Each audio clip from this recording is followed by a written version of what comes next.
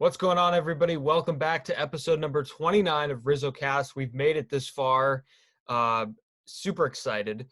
And also super excited to have on longtime sports columnist and reporter.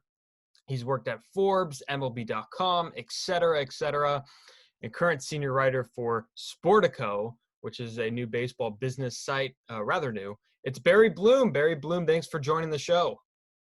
Thanks, Steve. Thanks for having me on. Well, I appreciate it. Obviously, we're in the midst of the holiday season. We're recording this a few days before Christmas, which is, I understand that that's a pretty big, it's crazy that you're joining me here a few days before Christmas because not a lot of people would take that time, so I appreciate that. So do you have any plans for this year? I know it's kind of COVID-ish, COVID-related. There's not a lot going on. A lot of people can't travel. What's going on with your Christmas this year? Yeah, I was going to say that, it's perfectly situated for the time of COVID that I'm home this week doing some work, doing basically what I've been doing for the last 9 months. I can't see go to New York to see my grandson there. Can't go to LA to see my grandson there. We've done a couple of trips to LA, before this thing blew up. And I went out to cover the playoffs in the World Series before this thing blew up. So that's been my only outings. So I'm wide open here with a home for the holidays with my wife and another friend. So is all the shopping done? Are you done? What's the progress like for your shopping this time of year? Oh, most of it's done. And, with Amazon and everything, Costco, you just buy it, ship it out all over the country, send out your cards, do e-cards to some people. So we're pretty much caught up. Even our shopping for cooking for Christmas is about done. Yeah, it's so easy nowadays. You can just click a button and boom, you have something on your doorstep. So the reason I wanted to have you on today was because you're a registered Hall of Fame voter that released your ballot already. We'll get to that in a second. I love this time of year. Do you feel the same? Is this kind of a great time of year for you in terms of, discussions, healthy debates? What does this time of year mean to you? Well, normally, I mean, I always love, the post baseball season after the World Series. You've worked your butt off, covered 100 to 150 regular season games, 20, 30 spring training games, a lot of the playoffs and the World Series, and then you get to the general managers meetings, the winter meetings, the ballot for the Hall of Fame, then the announcement. There's really always something going, and then you get to the Super Bowl, and when that's over, you're in spring training. This year a lot of it's been virtual. We just finished a week last week where MLB was kind enough to set up all the managers who we'd see live at the winter meetings in Zoom sessions. So all 30 were available for half an hour plus at some point. And I sat in on a lot of those sessions, and that was fun. I mean, it just sort of changes the whole dynamic of things this year. And this is like the first year I can remember no All-Star game. I didn't go to opening day.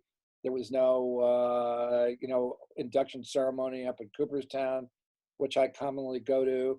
That's all been put off till 2021, even if then, as because we're looking at.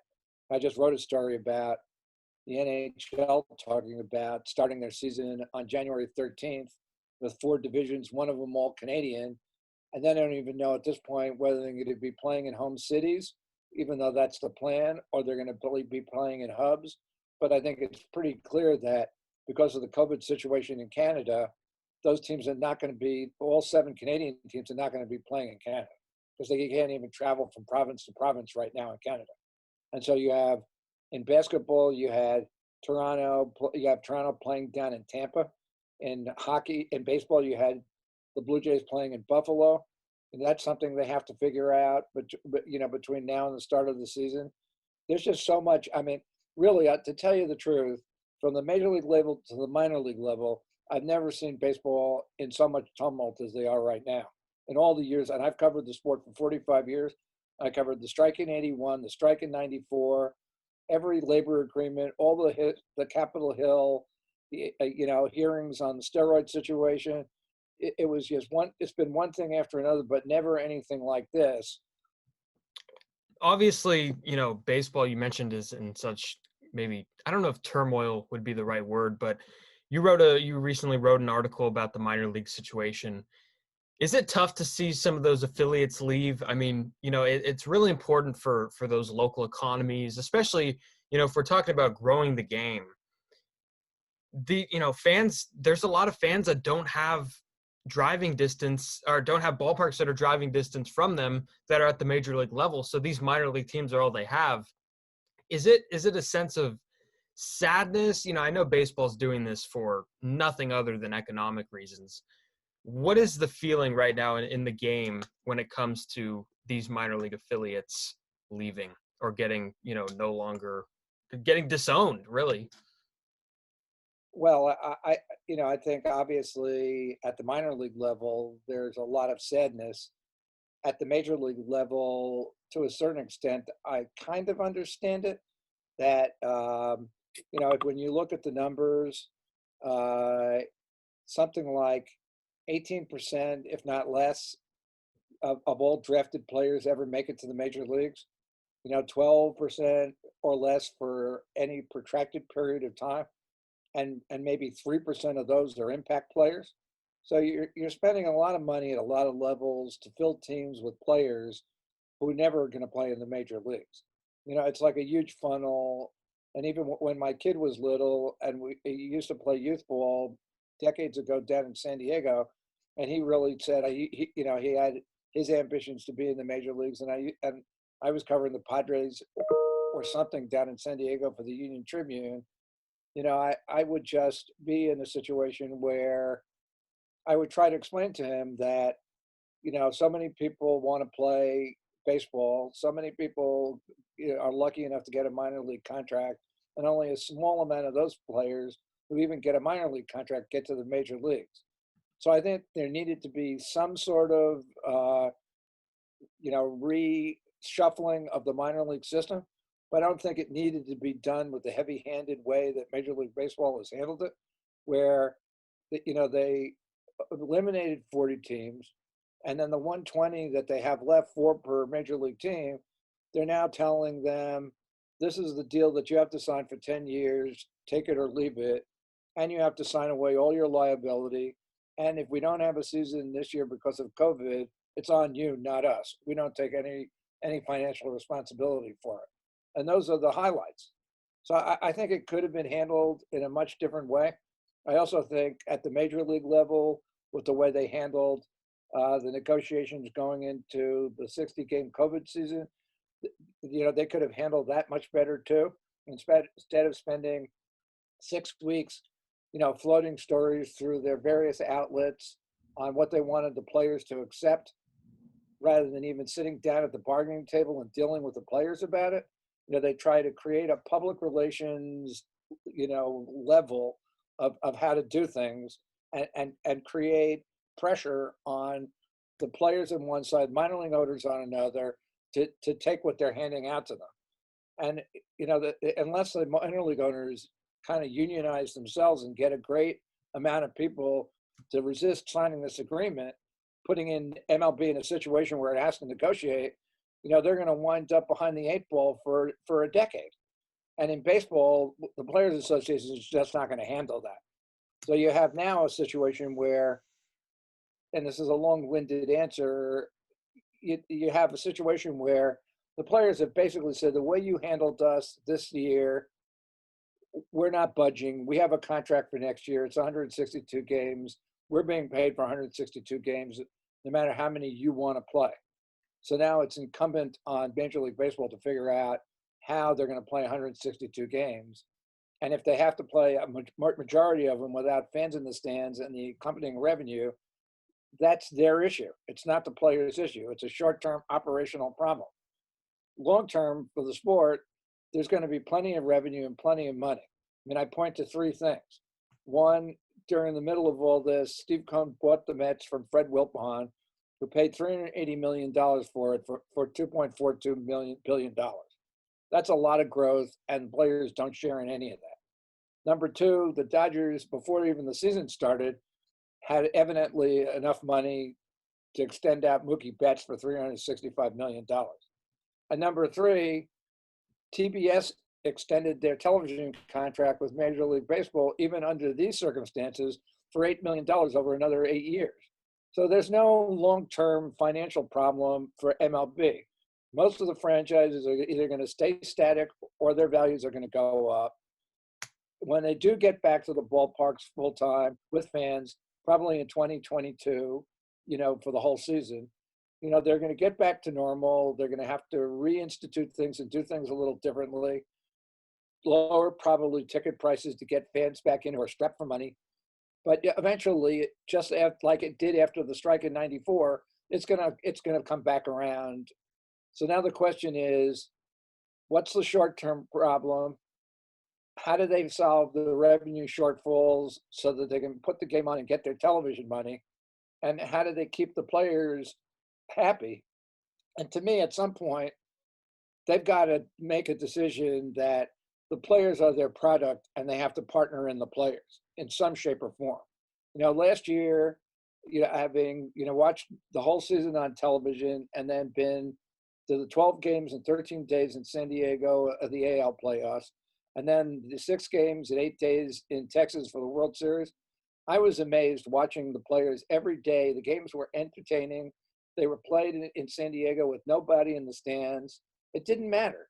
Once the pitcher took the ball and threw the first pitch, they were into it. And you know what? The television money came in. The owners made $3 billion collecting their television money. And if the players had just mailed it in and not put on a good show, whatever limited ratings they had anyway would have fallen into the bucket completely. So without their integrity and ethics, going out and playing the game under very tough conditions for them, and I will say for them because there are plenty of people in this world who are in a lot worse condition than the players, who would love to be in a bubble in a hotel for a couple of weeks, would love to have their food taken care of for them, know their families are safe. But I'm not taking anything away from the players. For them, it was a very difficult way to play ball. But they did it, and they did it with, acumen, and they did it, they served everybody well. And now you can't come back and treat them like dung, because if they didn't do that, you wouldn't have had a product and even collected your television money. So I'm just waiting for the light bulb to come on at some point where all the lawyers who run MLB figure this out. Yeah, that's really good stuff there. And as you mentioned, the players really did go along with it, even after the kind of the negotiations between the Players Association and Major League Baseball at the beginning that kind of looked a little off, and then there was an agreement made by Major League Baseball, so the players did a great job moving along. So moving along here, you first voted for the Hall of Fame in 1992. Raleigh Fingers and Tom Seaver, may he rest in peace, were elected that year. Do you remember anything about voting for the first time? What was it like for you filling out that piece of paper there? Oh, well, I mean, it was a thrill because, the rules are that, you have to be a baseball writer for 10 years consecutively, an active baseball writer for 10 years consecutively to get your ballot for the Hall of Fame. And once you got that at the time, you had it for the rest of your life.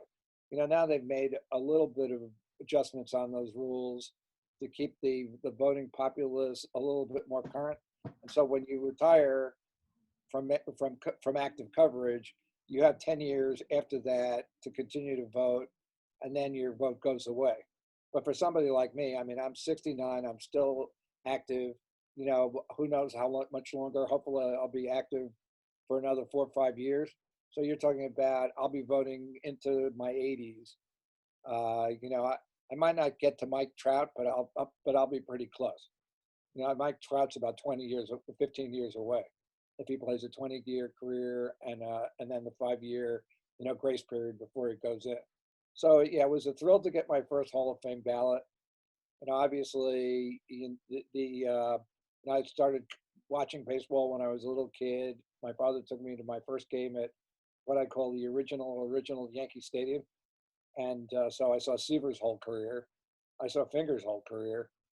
So it was a no-brainer really voting for either of them, especially in the circumstances where you were trying to start to figure out at the time what you would do with relief pitchers in the save era.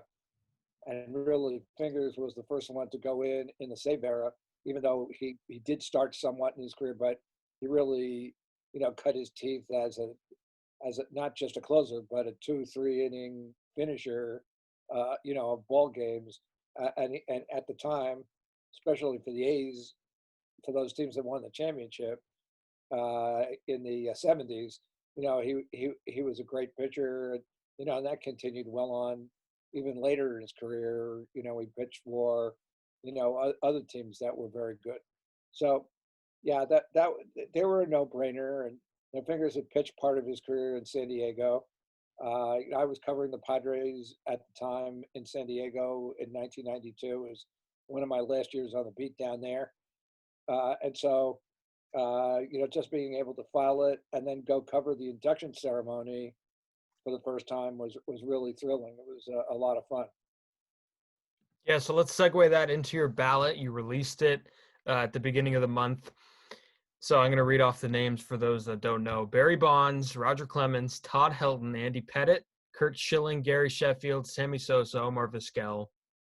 Did I miss Manny Ramirez and Scott Rowland? I don't know. But Yeah, those are the 10 names. You fill out all 10. Very respectable ballot, in my opinion. I've seen definitely worse. I saw somebody fill in a blank one. But again, it's just a matter of opinion. So what are some of the names that, maybe were difficult to vote for? Are you a guy that is religious on filling out all 10? How is your process? How did your process go through here in 2021 for the ballot? Well, look, I've been filling out my ballot for it's almost 30 years now. Mhm. So it's, I can't say that every year I put 10 guys on the ballot. There have been some years early on, um, 15, 20 years ago, where there really wasn't enough guys on the ballot to put in any more than like 6 or 7. Um, in this era, since you've gotten to, all the steroid guys being on the ballot, from 2013 on, when we didn't vote anybody in, there's been such a backup on the ballot that it's almost impossible, in my mind. You're not doing anybody a service if you're not putting 10 names on the ballot, because there are certainly 10 people on the ballot who deserve recognition to be in the Hall of Fame, whether other people like it or not. Yeah, as you say, it's a personal choice that any vote is. People have their own reason for why they do things and why they don't. To me, it's a more difficult choice of who do you make the last selections. This year was one of the rare years where, I had 8 pretty much firm and 2 empty spots. Last year, in the last 2 years, I think I had 1 spot, and I even went on Facebook and Twitter as I was filling out my ballot a couple of years ago, and I said, okay, I've got 9 spots, I've got 1 left. I'm opening it up to everybody out there, all my followers. Instead of chastising me afterwards for who I didn't put on the ballot, tell me now who I should use that last spot for. And so, I took a lot of, input on it. I think a couple of years ago, it came down to, a couple of different people, and I wound up taking the guy who I had the most requests from, and using that on the ballot, and I didn't think it was a bad idea. And then 2 years ago, or that might have been 3 years ago, 2 years ago, when Roy Halladay was on the ballot, you looked at his numbers and you looked at Schilling's numbers, and even though I hate Schilling's politics and I hate what he's become, there's only one instruction that they give you on this ballot about how to vote, and it's the so-called character and integrity clause. And it tells you pretty specifically that you should vote on his sportsmanship, integrity, what he did on the field, for the clubs on which, or for the teams on which he's played. Not whether, he's a political right winger after his career. Not, I mean, I wouldn't have voted for Mariano Rivera either because he's a Trumper. If that's the, the criteria for it.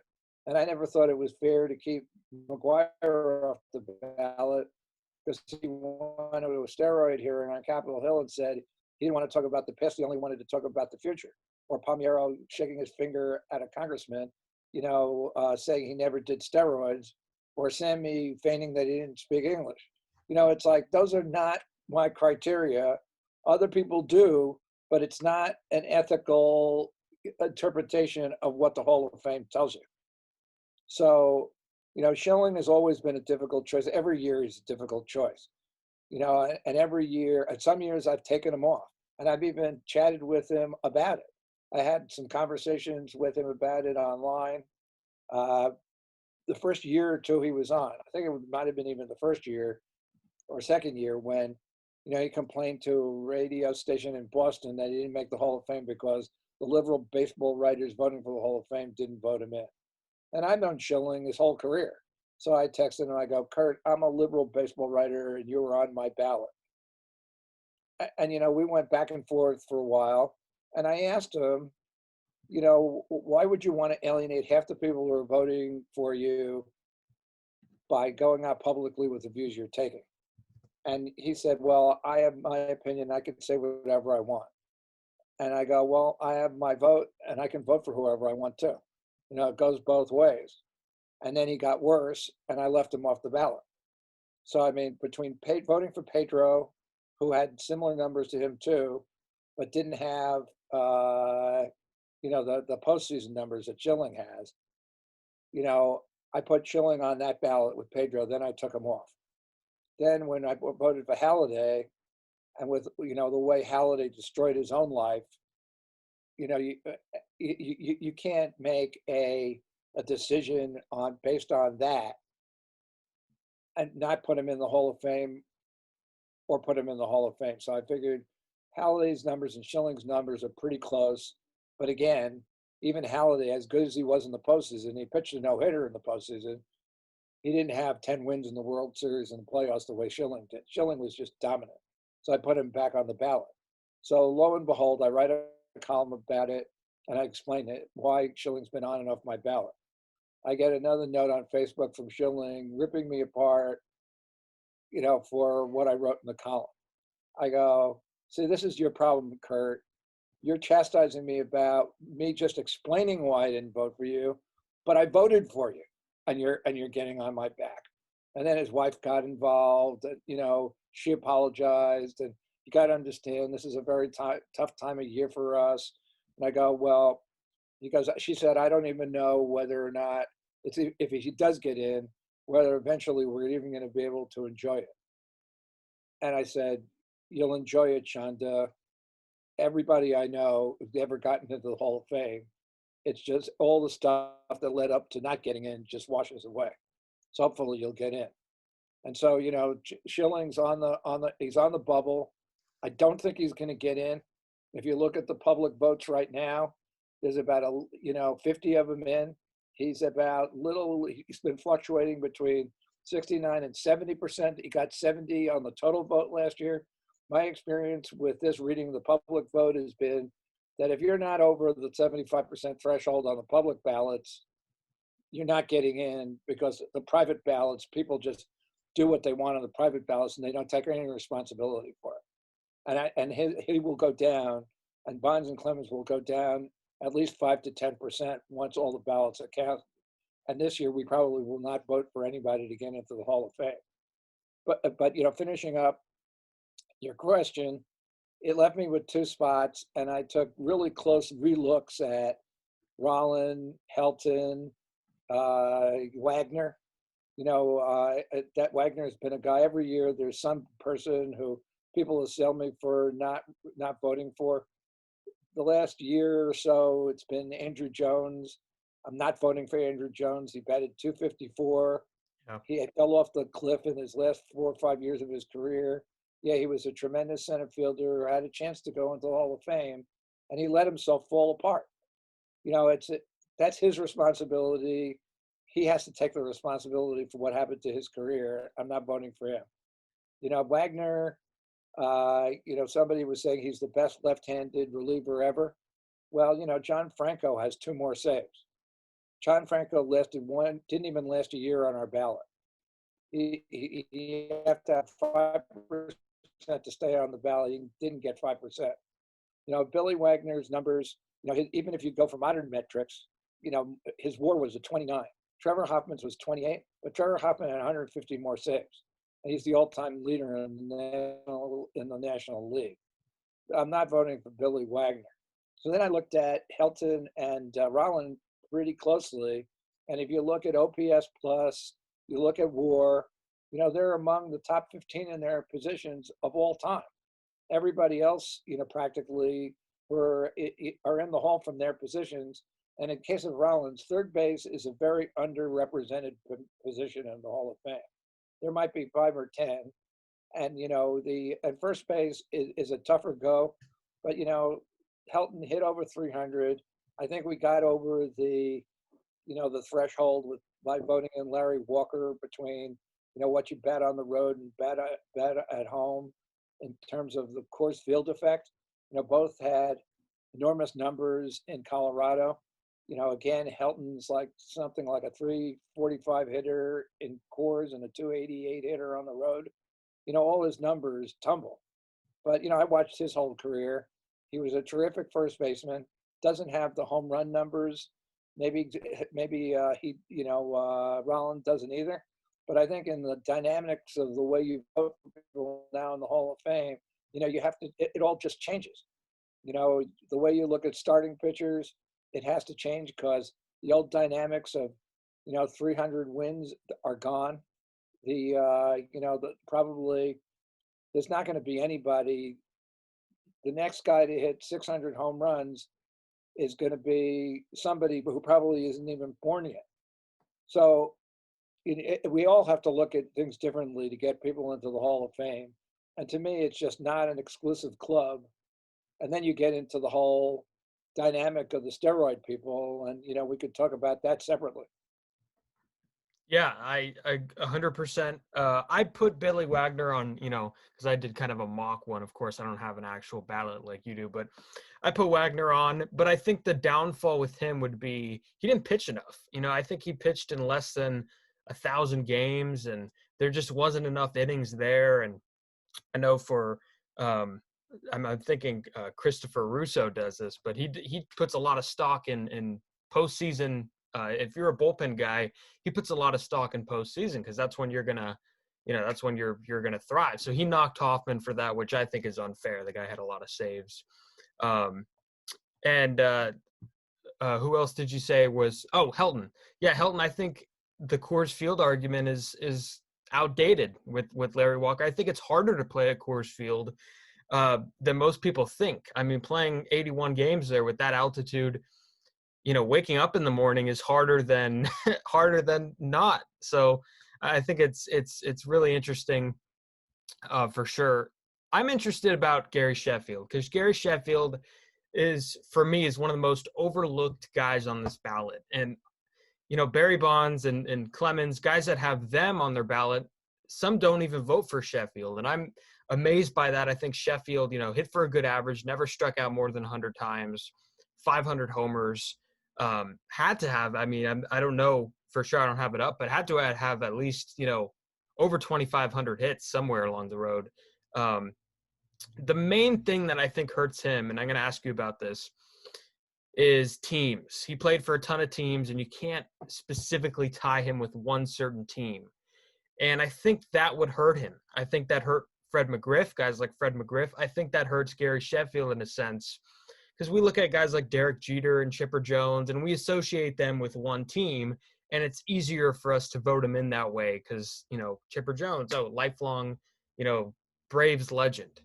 For Gary Sheffield, we can't really do that because he moved around so much, and I feel like it kind of diminishes his public persona or his public profile as a player. What do you think about that?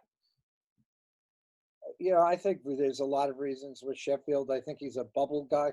and his admission that that he did steroids, and his description of it really doesn't help him, with the crowd of people who would take it out on players for being part of the steroid era. Some who have never admitted it, like Bonds and Clemens, and are being painted with a brush that they did it regardless of what anybody wants to believe, even if you don't have any sort of like evidence of it. But I think that's where Sheffield is. Sheffield, he was 1990, I want to say 92 with the Padres. He, they made a deal in spring training to get him from Milwaukee, and he had played himself out of Milwaukee. And I think if you could have any argument with Sheffield, is that because of his personality, he was really a much lower level Dick Allen kind of guy. He had his own drummer, he did his own thing, and he certainly never missed games, never showed up late at the ballpark like Dick Allen did. But but Sheffield was an acquired taste. But in '92 with the Padres, I mean, I watched this guy. He played. He almost won the Triple Crown. He won the batting title, which is the only other Padre in history besides Gwynn 8 to win the batting title. And he came right down to the wire in home runs and RBIs and didn't get it. And I've been friends with Barry Bonds forever. And he was back in Pittsburgh at the time. And every year he'd always lobby me for my MVP vote, because every year I was like chapter chairman of the BBWAA in San Diego, and I had an MVP vote. There's only 2 in each chapter. And so he knew, and he'd all lobby me. And that one year I just said, he was lobbying me, and I said, well, I'm not voting for you this year. I'm going to vote you second. And he goes, well, why are you going to do that? And I go, well, because Scherfeld's my guy. I've watched him all year. He almost won the Triple Crown. I've got to vote for the guy that I watched all year on my team. So you've already won like 3 MVP awards. You're going to win more, but you're going to do it this year without my vote. And I think that was the year like Sheffield finished third, Bonds finished second, and Terry Pendleton won the MVP. So at Sheffield that season, that was as good a season as I've ever seen. And then he went to the Marlins. The Padres traded him.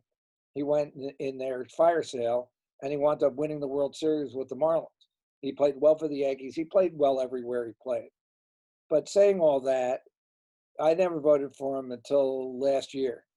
And he's now one of the protest votes on my ballot.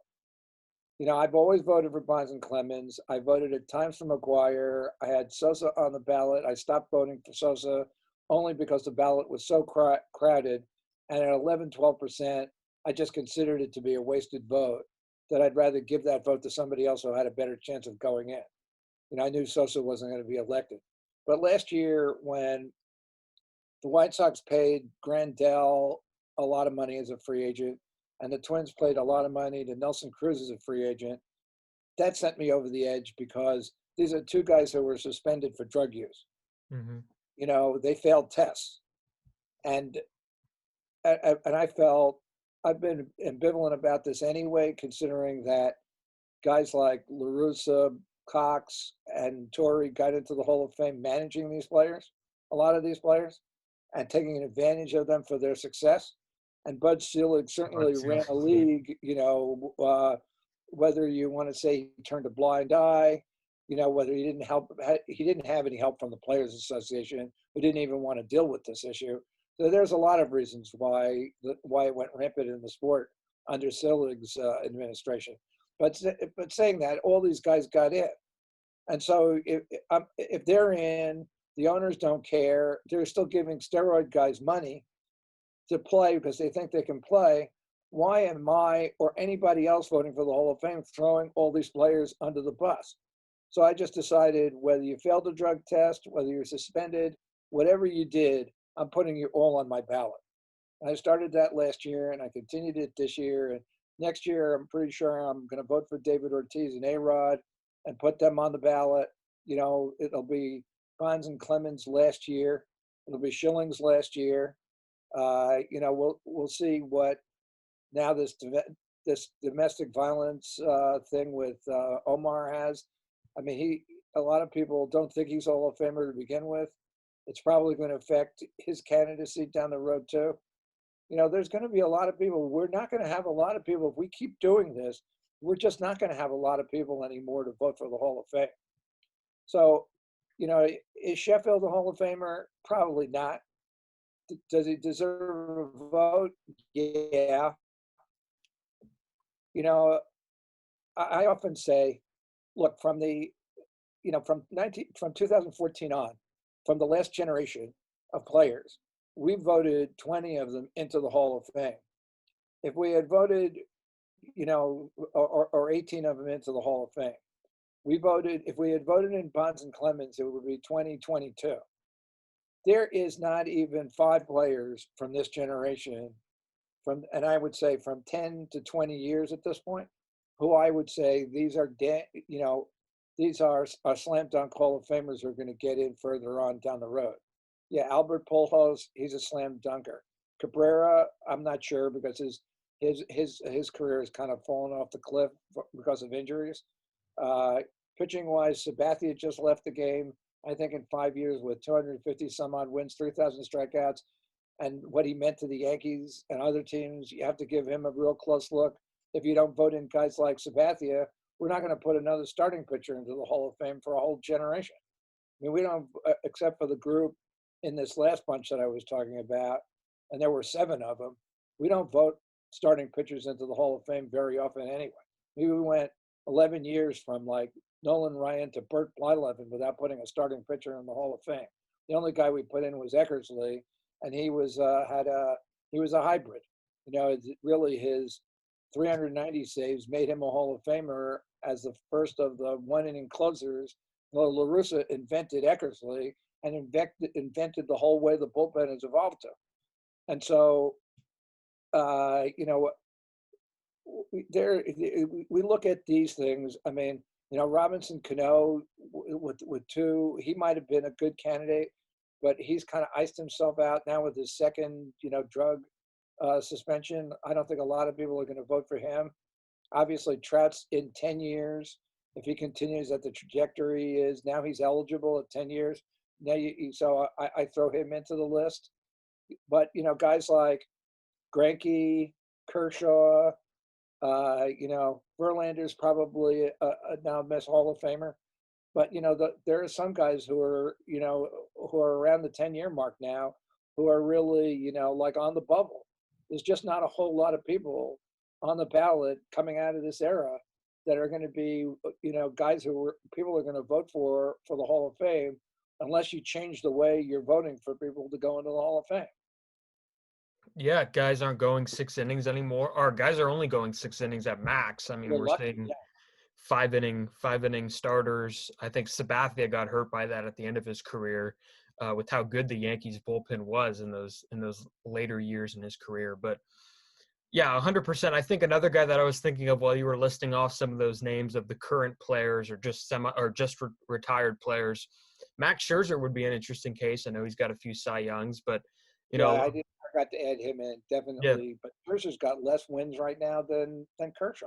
Yeah, he's a bit of a late bloomer. I think they've got 174. I mean, really, it's hard to vote somebody into the Hall of Fame with 174 wins. I mean, Greinke's got over 200. I think, like Verlander's at about 225. Whether you devalue the win, whether you, you look at the way the game is played now, with multiple, players coming out of the bullpen, and it's harder and harder it's really simple. It's a simple equation. The deeper a starter gets into the game, the better chance that starter has of getting his team a win and also recording the win for himself. The more players that you have, multiple players that come out of the bullpen, the better chance that the game is going to be blown or tied in some way or another. Now, you can also change the win rule too. It's antiquated for the way the game is played right now. You could drop the 5-inning, max minimum rule to qualify for a win if you start, and you can give the official scorer carte blanche to call the win just like you do now, whether, if a pitcher doesn't pitch 5 innings. It's up to the official scorer. So, I mean, you can do that. Just lift that rule, and then you could give wins to, if a pitcher goes out of the game, say he's pitched 7 innings and he leaves it and it's 1-1, and your team comes back after he's out of the game and wins the game. Does that mean because the pitcher wasn't in the game at the time you scored the winning run, that person shouldn't be eligible to get the win? I mean, he got you there to the 8th inning. You scored in the 8th inning. So somebody came in and pitched a third of an inning in the 8th inning, and he gets the win. It's a stupid rule. I've been, railing against this for years, but nobody seems to want to listen about it. And, until you either change that rule or adapt, you're just going to have this situation. And less and less starting pitchers are going to get into the Hall of Fame. And relievers, forget about it, because the save's devalued too at this point. And the way relievers are used, it's so high impact at this point to pitch the 9th inning that a reliever who does it lasts a season or two doing it, and he's some retreaded, setup guy or starter who is a guy like Liam Hendricks, who a couple of years ago was released, and the A's picked him up off the waiver wire, and basically he was the opener in a wild card loss to the Yankees in the playoffs, and now he's like one of the most coveted closers in the league. How long is that going to last?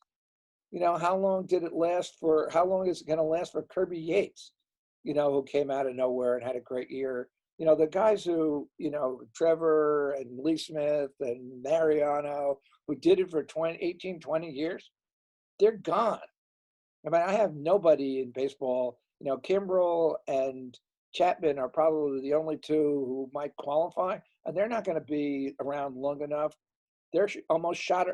Chapman is okay, but he's a diminished quantity at this point, and he's given up the game-winning home run in the last 2 playoffs for the Yankees. And then Kimbrel is nothing in comparison to the way he used to be.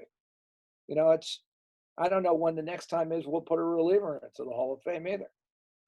Yeah, and Kimbrel was, I don't even know if Kimbrel was closing games with the Cubs. I gotta go check that. So He because I know did, but he was so bad at it last year that they kept moving him in and out as other people were blowing games. And so they'd eventually cycle back around to Kimbrel, and he'd blow another game. But he's been terrible for the Cubs since the Cubs signed him. The half year or so that he missed as a free agent when nobody signed him, and he had a bad postseason for the Red Sox in 2018. For whatever reason, not going to spring training and not getting ready for the season really had an adverse effect on him. Yeah, hasn't worn off yet. So let's switch to Gwynn. I know Tony Gwynn got it in 2007. I want to ask you about him. I went to San Diego last summer, summer 2019, and went to Petco for the first time. It's beautiful. And I was awed by how much and I actually got this, I don't know if you can see it in the corner here, my Gwynn little poster thing. But I was so fascinated with how they still worshiped him. He's still there. It's almost like he's still there. Like he's still alive and well, the way they honor him. There's the big statue on the hill out there in right center field. It's really awesome, and it shows how much of a legend he was there. What are some of your fondest memories of covering Tony Gwynn? Well, look, I covered Gwynn from his first hit in the major leagues in 1982 to his last hit in the major leagues in his next to last game in 2001. One of the years that I was on the daily beat in San Diego for the old Tribune down there, as bad as some of those Padre teams were, and they were bad. In 1987, they lost 98 games. But Gwynn batted 370 something and led the National League.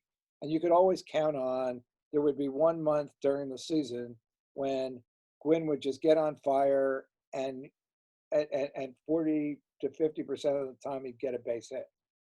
He was just a machine to watch. I mean, I always say that the 3 best hitters I've ever seen in my lifetime are Mantle growing up in New York, Gwynn covering him, and then Bonds. And so, the thing about Gwynn is that, we used to joke about it because he played on a terrible knee. He never took care of himself. He was always overweight. He never did drugs. But, no matter what, he could hit, slipping out of a bathtub. It's just the way he was. One of my fun stories is, he batted something like 400 against Greg Maddux, and Bonds batted about 260 and hit a bunch of homers. And Gwynn never hit too many homers in his career. I think he hit 150 or something, maybe even less than that. And, not until later in his career did Ted Williams shame him into turning on the ball a little bit. He told him, you need to use the inside of the plate. You're just giving away the inside of the plate to pitchers. And Gwynn, as 38 years old, hit like a career high 18 home runs or, somewhere in that neighborhood and 118 RBIs. And he was the oldest player in baseball history to get that many RBIs. And so, he could do whatever he wanted to do. In batting practices, he would hit, they would have home run derbies among the bigger guys. And invariably Gwynn in the porch at the old stadium, he would hit the ball into the bleachers and win those tournaments. And that created a schism among, players on the team saying, why aren't you turning on the ball, knocking in more runs and hitting home runs? And all you're doing is going for these dinky hits between the 5.5 hole, which they named after him because he would just drill a ball to left field. So going back to Maddux, I mean, I asked, they have an orientation for the Hall of Fame, which is one of my favorite things to do. The guys get in, they invite them up there in March or April. Most of them have never really toured the hall. They take them to the hall, through the hall. They take them to the archives and bring out things that would be specific to them that they think they'd like. So they did. Cox and Maddux got in the same year. And so I did that orientation with the two of them. So one of the questions I asked Maddux that day was, we went out to lunch at the Otissaga afterwards. And I said, well, who did you rather pitch to, Bonds or Gwynn? And he was like, oh, I'd much rather pitch to Gwynn because he wouldn't kill me. If I made a mistake to him, he'd get a base hit, but Bonds would just kill me. So there was a point where when Gwynn came into the league and Maddux came into the league, he was throw him a curveball, Gwynn get a base hit. He'd throw him a fastball, Gwynn would get a base hit. This happened repeatedly. So now Gwynn comes up to the plate. Maddux is on the mound. Maddux takes the ball, walks halfway to the plate, and screams at Gwynn, I'm just going to throw you a fastball. It doesn't matter. You might as well know what I'm throwing to you because you're going to hit whatever I throw anyway. And he walked back to the mound and threw a fastball, and Gwynn got a base hit. And that's how good a hitter, really Gwynn was. And then there was another story with Bonds, who the two of them loved each other. And, really Bonds later in his career, he won batting titles when they weren't pitching to him much anymore. That one season, if you look at 2004 season with Bonds, when he walked 232 times, 120 intentionally, he actually had more bats, or no, he was actually on base more than he had at bats, and he won the batting title. I mean, he turned into Gwynn with power later in his career because he just started using the whole field instead of trying to pull the ball through shifts and stuff like that. He just lost his stubbornness.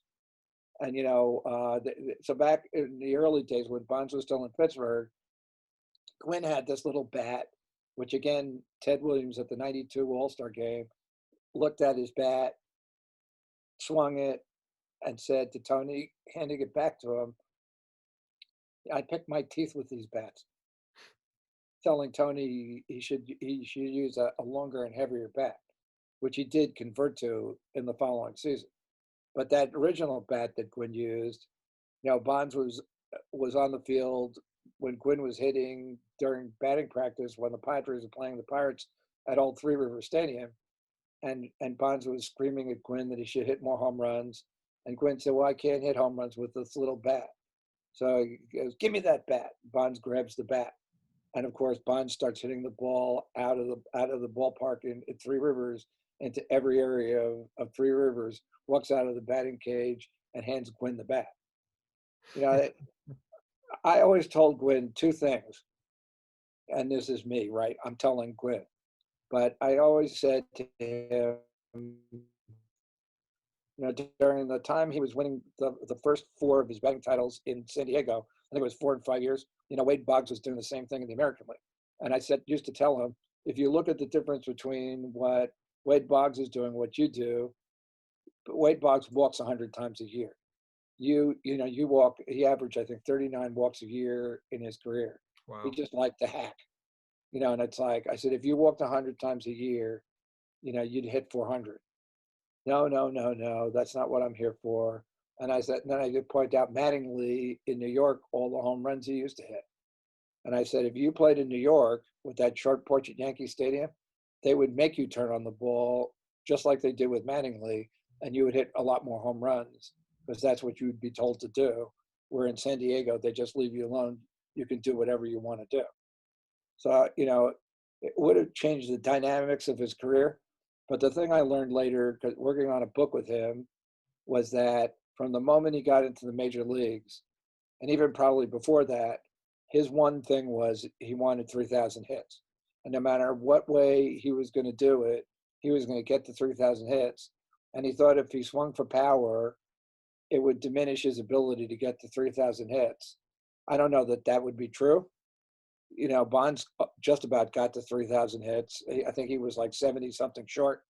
If he had been allowed to finish his career as a DH somewhere, which Major League Baseball iced him out from doing, Yeah.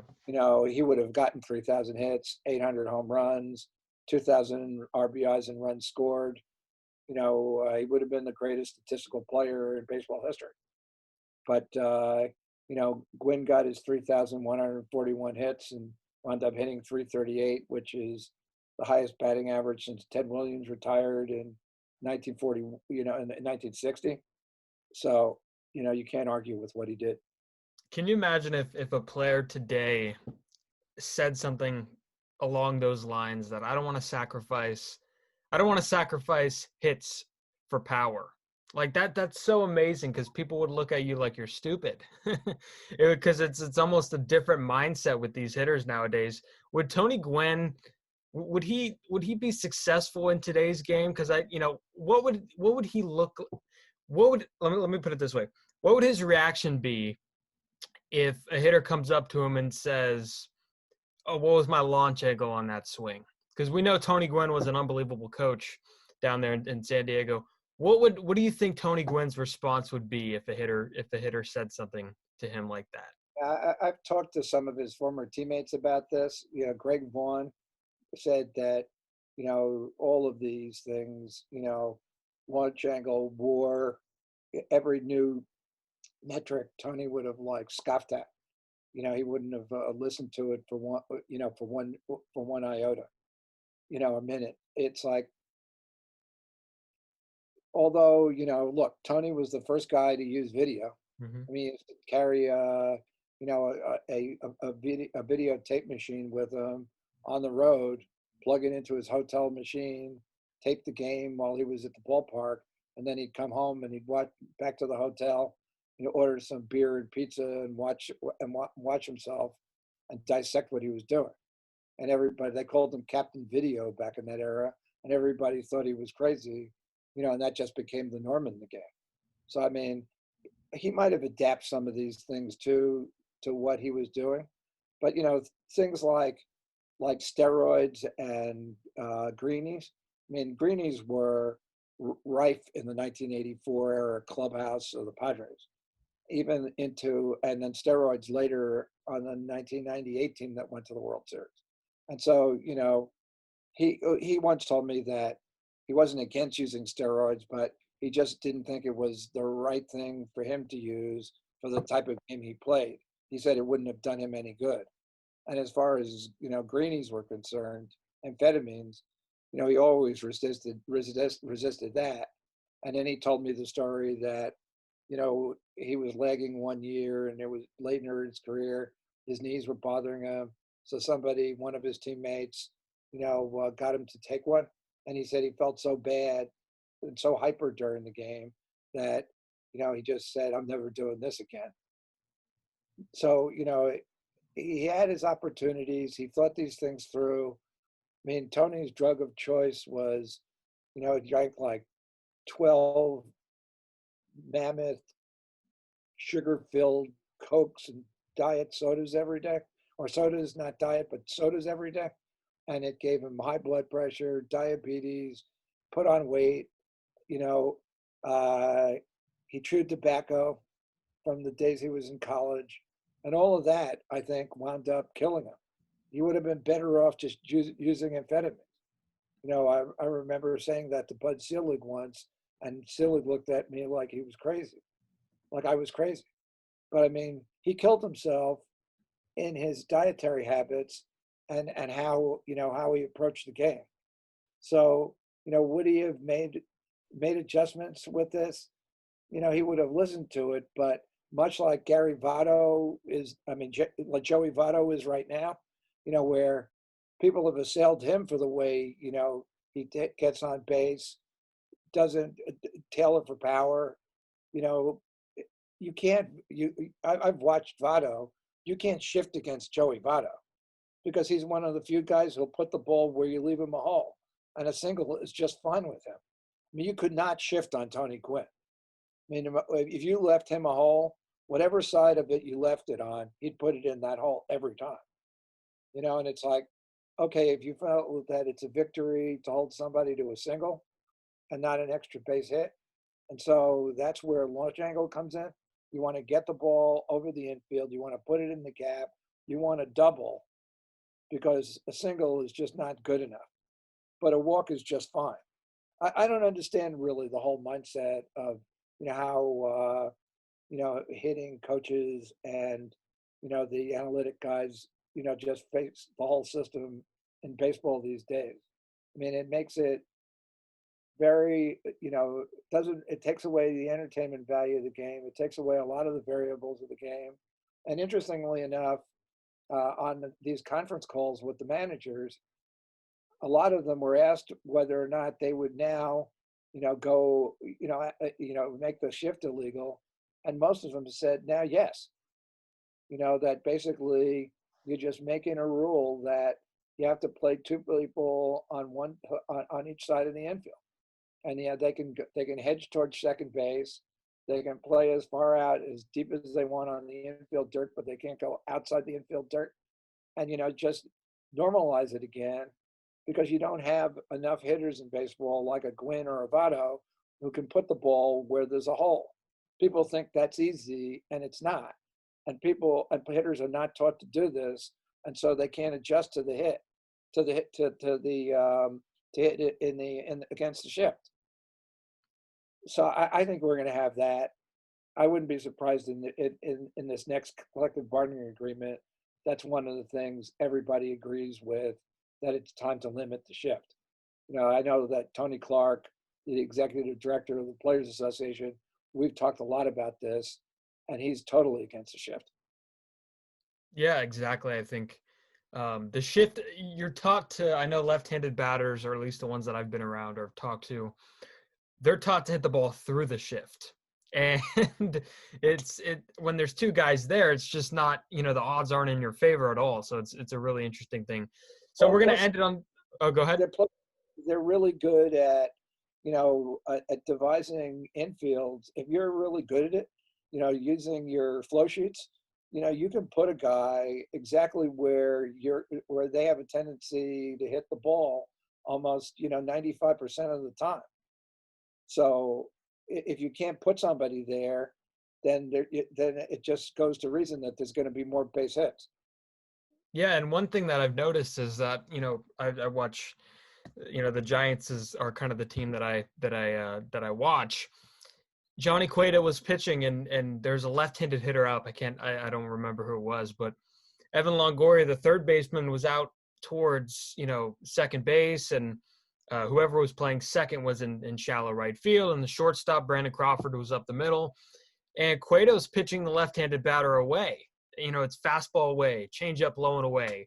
And I'm like, what's going on? Nobody, is everybody on the same page? Because, you're supposed to pitch the guy in. You want the guy to hit a rollover ground ball to the right side, and they're pitching him away where he could, hit a line drive to left field where the third baseman was. And it's contradicting in some senses. Yeah, obviously you have to pitch to the shift too, and if you don't pitch to the shift, it's not going to work.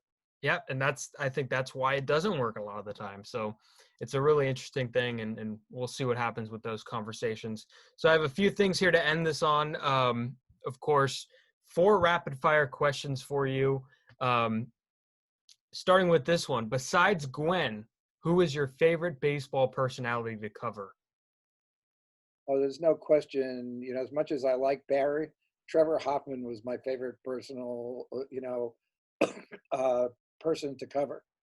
I mean, not only was he was a great family man, a great player, a great friend.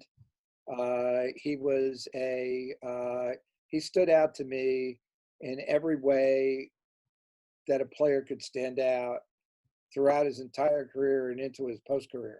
I mean, the best story I could give you about Hoffman is that when he was in after his last year with the Brewers and he was toying around with trying to play for the Diamondbacks of the Padres again, we went out for lunch around Christmas time, and he said if he didn't sign with either of those teams, that would be it. He's not going anywhere else. He's had his couple of years in Milwaukee. He's not doing that again. So I said, well, is that something I should write? And he said, well, give me a week or two before I figure it out. I'll give you a call, and I'll let you know. So I dropped it, and people say things like that all the time. But 2 weeks later, I get a call from Trevor, and he says, look, I'm going to announce tomorrow that I'm leaving the Brewers and I'm going back to the Padres, to their front office and coaching staff to figure some things out. So I want you to write it. And, I don't want it to leak out of San Diego, Milwaukee first. That's the kind of person Trevor Hoffman is. Next one here is most memorable game you've attended, and this is picking from a big bowl of candy. So go for it. Well, still, the top game I've ever covered is and been to was the Bucky Dent game in Fenway Park in 1978. I mean, having grown up in New York, I'm still a Yankee fan. I'm able to separate that out from what I do. But that's that I followed the last 2 weeks of the pennant race that year. It was early in my career. I was covering the game for a paper in California. I had a seat in the old press box at Fenway in the first row, hanging right over home plate. I still watch that game. In fact, I didn't watch too many replays of games during the COVID shutdown because I just don't do things like that. But I did watch the last 3 innings of the Bucky Dent game again, from the time Guidry started losing it in the bottom of the 7th inning. After first Dent hits the home run, then Guidry starts to lose it in the bottom of the 8th. They replace him with Gossage in the bottom of the 7th. They replace him with Gossage in the bottom of the 7th. Gossage pitches out of the jam. Now it goes to the top of the 8th. Reggie hits a home run, mammoth home run to center field. 5-2. He comes in. It's the 2-year period with George Steinbrenner that he was so tumultuous. He basically then high fives Steinbrenner behind the dugout. And now the 8th inning and the 9th inning, Gossage, I joke with Gossage about this. He had to save the game for himself. So he saved it 3 times, once for Guidry and twice for himself. The Red Sox had the tying runs on base in both the 8th and the 9th inning, and he pitched out of it. And I was still watching the last 3 innings of it, knowing what was going to happen, and I still got nervous. My number 2 is the last game of the 2016 World Series between the Cubs and the Indians. And I still don't know how the Cubs got out of that one. Yeah, that's the Rajai Davis game-tying home run there against Aroldis Chapman and the Zobrist. That was a great game. That was one of the best that I've seen as well. Two more here for you. Yes or no, Alex Rodriguez will be a Major League Baseball owner within the next 10 years. I know you wrote about this. No. No. Okay, there we go. And final question for you. This is kind of a wild card one. What did Barry Bloom have for breakfast this morning? Barry Bloom had a bowl of oatmeal with nuts, blueberries, and bananas, and a slice of challah with cream cheese and jelly on it, and a cup of coffee. Excellent. Barry, thank you so much for joining me. I appreciate it. This was a lot of fun, and enjoy your holiday season. You too. Thanks for having me on. It was a pleasure, and you did a great job. Thanks, Steve. Thank you. I appreciate it. You guys can follow Barry on Twitter at Boomski, Boomskie, A+, by the way, for the handle. And you guys can follow RizzoCast on Twitter at RizzoCast, RizzoCast. Thank you guys for watching. Thank you guys for listening. Subscribe, do all those fun things, and have an unbelievable day. Stay safe and enjoy your holiday season.